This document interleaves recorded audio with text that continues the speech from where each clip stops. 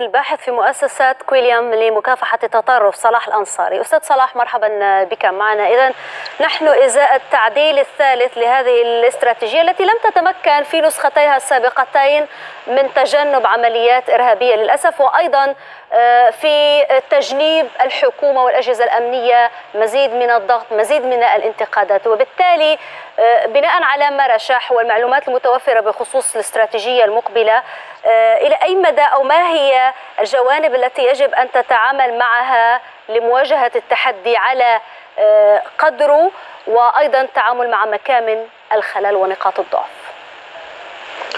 هو بداية طبعا الاستراتيجية يعني فيها نجاحات وفيها إخفاقات. يعني لو نظرنا للنجاحات، مثلا لما يكون في 8 حالات تم إيقافهم من سبتمبر الماضي منذ أحداث ويست مينستر، لما نشوف مثلا أكثر من 600 تحقيق مفتوح الآن، لما يكون عندنا أحيل أكثر من 7000 أشخاص مثلا لبرنامج بريفنت اللي هو جزء من استراتيجية مكافحة التطرف، رغم أن في يعني جزء بسيط منهم اللي أحيل لبرنامج تشانل اللي هو برنامج مخصص لنزع الأدلجة.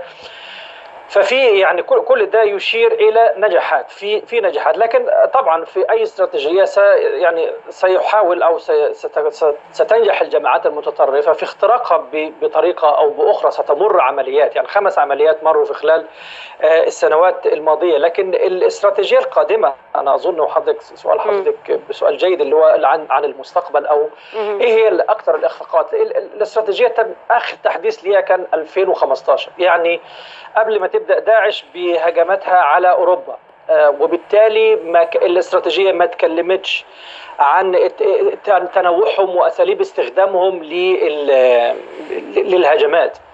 الآن بعد تكشف الهجمات، استخدام الإنترنت على سبيل المثال كوسيلة أساسية في التجنيد والترويج، جمع الأموال، الإعداد، حتى الانستراكشن لتنفيذ قنابل من يدوية ممكن تصنع في البيت. فالآن ثبت أن دور الإنترنت نفسه هو دور محوري، لابد أن الاستراتيجية دي تتعامل معاه، بل وتكون أيضا فيها أشياء استباقية. يعني لا تكون مجرد الاستراتيجية مجرد ردة فعل لكل ما يحدث على الأرض، بل يجب أن ولكن هنا السؤال يفرض نفسه أستاذ صلاح. يعني نتحدث عن الاستراتيجية وعن الانتقادات وما إلى ذلك، بالمقابل هناك تقليص الموارد، تقليص النفقات. هل يمكن تحقيق الأهداف المرجوة من الأجهزة الأمنية في محاربة الإرهاب والتطرف وما إلى ذلك، في المقابل الموارد غير كافية تبقى؟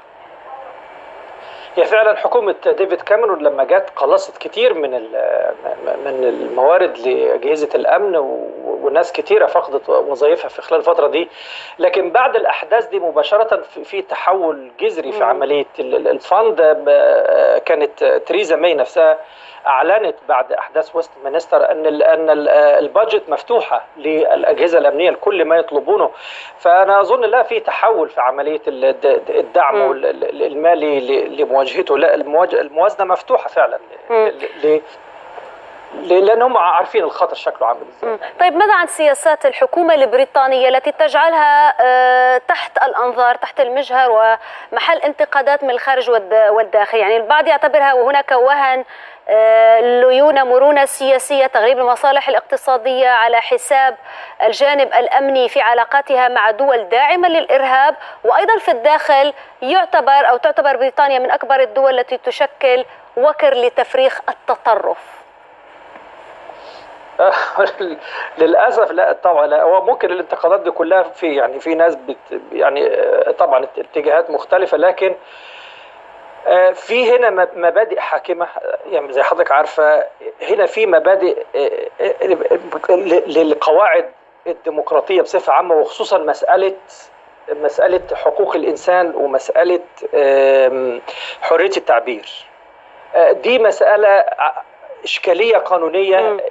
يعني حتى الآن في مسألة مثلا إزالة المواد المتطرفة من على الإنترنت، الآن في إشكالية. يعني إيه هو التعريف اللي أنا ممكن أعتبره أن الماتيريال دي متطرفة ويجب إزالتها، وما يجب أن يبقى؟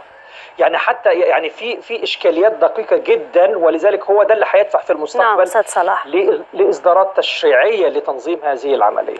شكرا جزيلا لك من لندن، الباحث في مؤسسه كويليام لمكافحه التطرف صلاح الأنصاري.